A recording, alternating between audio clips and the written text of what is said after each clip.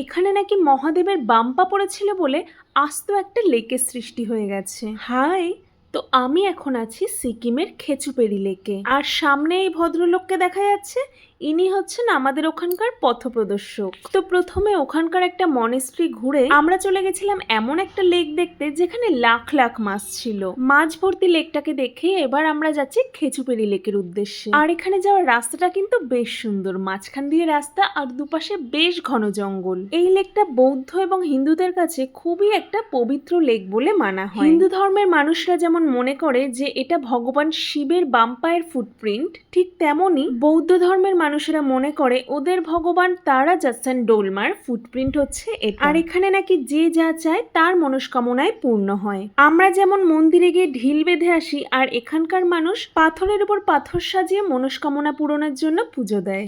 আজকের মতো এইটুকুনি, দেখা হচ্ছে আবার খুব শীঘ্রই।